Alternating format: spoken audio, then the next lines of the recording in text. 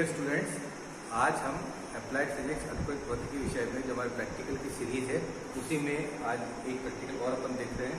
प्रयोग का उद्देश्य है सरल लोलक की सहायता से गुरुत्वीय त्वरण का मान ज्ञात करना। हमको एक्सेलरेशन ड्यू टू ग्रेविटी निकालनी है। इसकी हेल्प से सिंपल पेंडुलम की। इसके लिए जो चित्र रहेगा वो इस प्रकार का चित्र है। ये बीम यहाँ पर लगी हुई है, ये धागा है और ये सरल लोलक है। इस सिरे से लेकर के यहाँ तक की जो लंबाई है उसको हम बोलते हैं सरल लोलक की प्रभावी लंबाई। ये लंबाई क्या होगी? धागे की लंबाई प्लस उसके बाद लोलक की त्रिज्या और आ जाएगी। इस प्रकार से प्रभावी लंबाई जो है सरल लोलक की हो जाएगी कैपिटल L बराबर L dash plus R। L dash धागे की लंबाई है और स्मॉल r इस लोलक की त्रिज्या है। ये इसका चित्र रहेगा। अब आगे अपन सूत्र की बात कर लेते हैं। तो जो सूत्र अपन ने प्रयोग किया है वो ये है, small g equal to 4 square L upon T square. Small g गुरुत्वीय त्वरण का मान है, कैपिटल L सरल लोलक की लंबाई है, पूरी प्रभावी लंबाई जिसको हम बोलते हैं, और t सरल लोलक का आवर्तकाल है। हम प्रयोग से L अपॉन टी स्क्वायर का मान ज्ञात करेंगे और L अपॉन टी स्क्वायर को अपन फिर 4 स्क्वायर से गुणा कर देंगे तो अपने को गुरुत्वीय त्वरण का मान मिल जाएगा। फ्रैक्शन सारणी की बात कर ले। फ्रैक्शन सारणी में देखेंगे स्टॉप वॉच का जो स्टॉप वॉच अपन काम में लेंगे आवर्तकाल नापने के लिए, उसका लीस्ट काउंट क्या है, उसका अल्पतमांक क्या है, वो अपन यहाँ पर लिख देंगे। वर्नियर कैलिपर्स का अल्पतमांक जैसा अपन वर्नियर कैलिपर्स के प्रयोग में किया है, वर्नियर कैलिपर्स का अल्पतमांक उसी प्रकार से आपको निकालना है और उसका मान यहाँ पर आपको लिखना है। वर्नियर कैलिपर जो है वो लोलक की त्रिज्या ज्ञात करने के लिए काम में लिया जाएगा और उसके लिए फ्रैक्शन सारणी उसी प्रकार की बनानी जैसे अपन ने वर्नियर कैलिपर्स के प्रयोग में बनाई है। इसमें एक ही सेट आपको लेना है, अर्थात एक दिशा में व्यास और लंब दिशा में व्यास को निकाल करके औसत व्यास निकाल करके उसको आधा कर देंगे तो औसत त्रिज्या उसको अपने को प्राप्त हो जाएगी। अब अपन बात करते हैं फ्रैक्शन सारणी इसके लिए आवर्तकाल के लिए। तो सबसे पहले लोलक की लंबाई, तो हम प्रयोग में लोलक की लंबाई 120 सेंटीमीटर, 110 सेंटीमीटर, 100 सेंटीमीटर और 90 सेंटीमीटर लेकर के इस प्रयोग को अपन दोहराएंगे। ठीक है, यह आ जाएगी प्रभावी लंबाई। लोलक की लंबाई प्लस जो लोलक की त्रिज्या अपन वर्नियर कैलिपर से निकालेंगे वो यहाँ पर ऐड हो जाएगी, वो लिखी जाएगी। जैसे लोलक की लंबाई माना कि यहाँ हमने 120 सेंटीमीटर लिया है और अगर लोलक की त्रिज्या 1.01 सेंटीमीटर आती है तो 120 प्लस 1.01 अर्थात 121.01 सेंटीमीटर ये लोलक की प्रभावी लंबाई हो जाएगी। अब अपन 20 दोलन के लिए समय निकालेंगे। तो जो पेंडुलम है हमारा, जो सरल लोलक है, उसको एक तरफ ले जाएंगे। ये कोण कम रहना चाहिए, ज्यादा नहीं होना चाहिए, तभी इसकी गति सरलावर्त गति होती है। इसको फिर अपन ले जाकर के छोड़ देंगे। जैसे अपन छोड़ेंगे तो ये इस प्रकार से दोलन करेगा। एक दोलन पूरा कब होगा? जब लोलक यहाँ से जाकर के इधर जाकर के वापिस यहाँ आएगा तो एक दोलन पूरा माना जाएगा। हमको 20 दोलन के लिए समय निकालना है। जो स्टॉपवॉच हमारे पास है उससे 20 दोलन के लिए समय निकालेंगे, वो यहाँ लिखा जाएगा। 20 दोलन के लिए समय एक बार और निकालेंगे, वो यहाँ लिखा जाएगा और फिर इन दोनों का माध्य जो है वो यहाँ लिखा जाएगा। ये 20 दोलन के लिए माध्य समय हो जाएगा। फिर इसके बाद आवर्तकाल निकालना है, तो जो माध्य समय आएगा 20 दोलन के लिए उसको 20 से भाग देंगे, क्योंकि ये 20 दोलन के लिए माध्य समय है। एक दोलन के लिए समय आवर्तकाल कहलाती है, तो आवर्तकाल हो जाएगा जो माध्य समय 20 दोलन के लिए आएगा डिवाइडेड बाई 20। तो ये t का मान यहाँ पर आ जाएगा। अब अपने को चाहिए L बाई टी स्क्वायर। देखिए यहाँ ये है L अपॉन ये t है, इसका स्क्वायर कर देंगे तो L अपॉन टी स्क्वायर, उसको अपन यहाँ पर लिख देंगे। ठीक है, और इस प्रकार से जब जो धागा है हमारा उसकी लंबाई 110 सेंटीमीटर, फिर 100 सेंटीमीटर और फिर 90 सेंटीमीटर लेकर के पूरे प्रयोग को अपन दोहराएंगे और इस प्रकार से प्रत्येक सेट से L बाई टी स्क्वायर निकालेंगे। तो इन L बाई टी स्क्वायर के मान प्राप्त होंगे, इनका माध्य निकाल लेंगे तो माध्य L बाई टी स्क्वायर अपने को प्राप्त हो जाएगा। और ये माध्य L बाई टी स्क्वायर इस सूत्र में रखेंगे तो गुरुत्वीय त्वरण का मान अपने को प्राप्त हो जाएगा। यहाँ पर L और टी स्क्वायर के बीच में ग्राफ भी खींचना है। तो इस कॉलम में L है, इस कॉलम में टी स्क्वायर है, तो ग्राफ सरल रेखा होगी क्योंकि L अपॉन टी स्क्वायर क्या है? कांस्टेंट हो जाता है। तो इसका मतलब L जो है वो टी स्क्वायर के समानुपाती है और L टी स्क्वायर समानुपाती मतलब L टी स्क्वायर ग्राफ सरल रेखा प्राप्त होगी ये इस प्रकार से। साथ ही कई बार हमें सेकंड लोलक की लंबाई निकालनी होती है। सेकंड लोलक की लंबाई निकालने के लिए सेकंड लोलक पहले देखें होता क्या है। सेकंड लोलक वह सरल लोलक होता है जिसका आवर्तकाल 2 सेकंड होता है, 2 सेकंड। तो t 2 सेकंड है तो t स्क्वायर रहेगा 4 सेकंड स्क्वायर। तो जहाँ पर टी स्क्वायर 4 होगा उसके संगत लंबाई हम पढ़ लेंगे और यही लंबाई जो है वो सेकंड लोलक की लंबाई होगी। साथ ही रुचिकरण के मान में प्रतिशत त्रुटि निकालनी है, उसके लिए सूत्र है प्रतिशत त्रुटि बराबर त्रुटि अपन प्रामाणिक मान इंटू 100।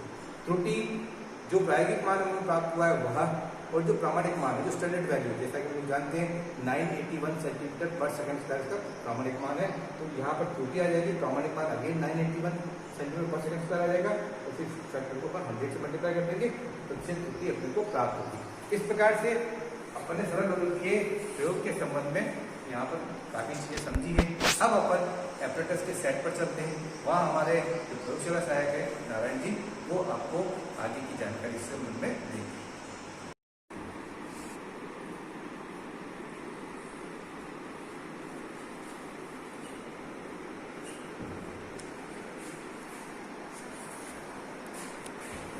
मैं नारायण लाल बुल्गा, प्रयोगशाला सहायक।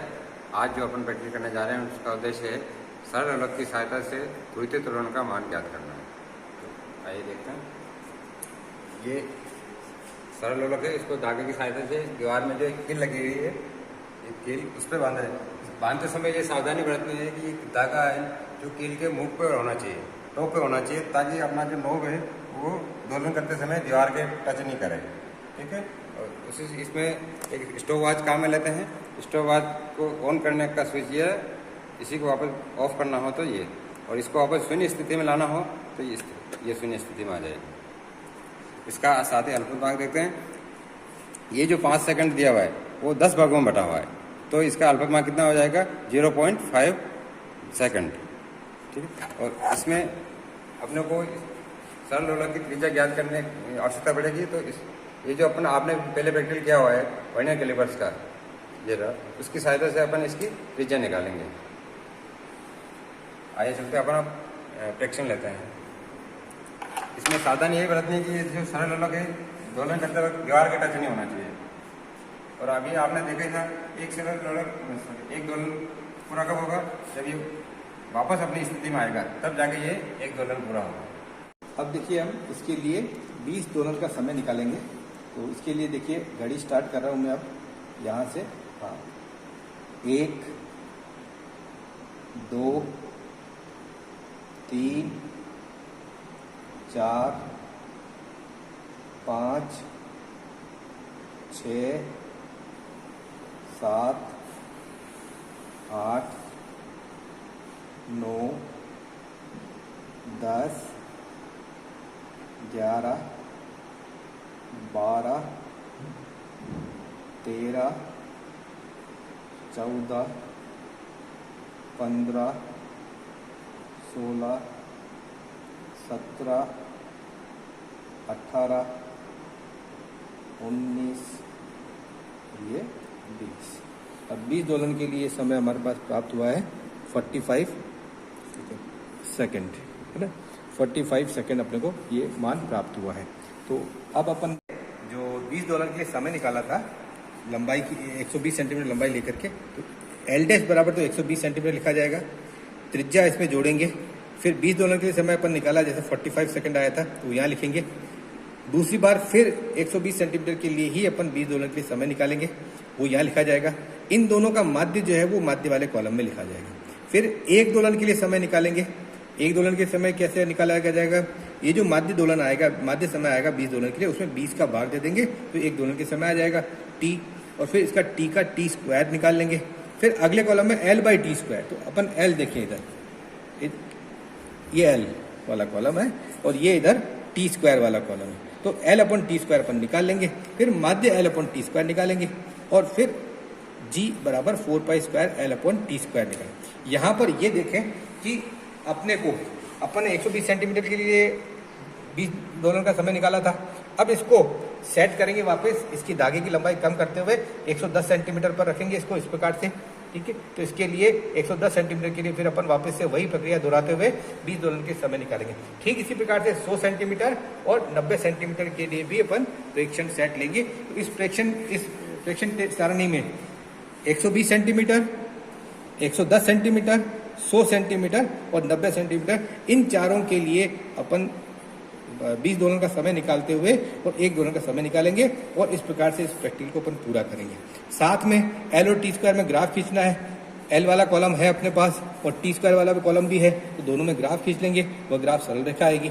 सेकंड लोलक की लंबाई निकालनी है, उसके लिए टी स्क्वायर बराबर 4 के संगत लंबाई अपन निकालेंगे, जैसा मैंने पहले बताया था उसी प्रकार से सेकंड लोलक की लंबाई निकाल लेंगे। साथ में जी की गणना जब करेंगे तो प्रतिशत त्रुटि भी निकालनी है। जी का मान जो प्रायोगिक मान प्राप्त होगा वो यहाँ लिखा जाएगा, प्रतिशत त्रुटि यहाँ लिखी जाएगी और सेकंड लोलक की लंबाई जो ग्राफ से आएगी उसको यहाँ लिखेंगे। इस प्रकार से अपन इस प्रयोग को पूर्ण करेंगे। साथ में प्रयोग के दौरान जो सावधानियां रखनी है वो सावधानी यहाँ पर दर्शाई गई है, इन सावधानियों का अपन ध्यान रखेंगे और प्रयोग को पूर्ण करेंगे। इस प्रकार से आज हमने सरल लोलक की सहायता से गुरुत्वीय त्वरण का मान ज्ञात करने वाला प्रयोग जो है वो पूर्ण किया है। थैंक यू, धन्यवाद।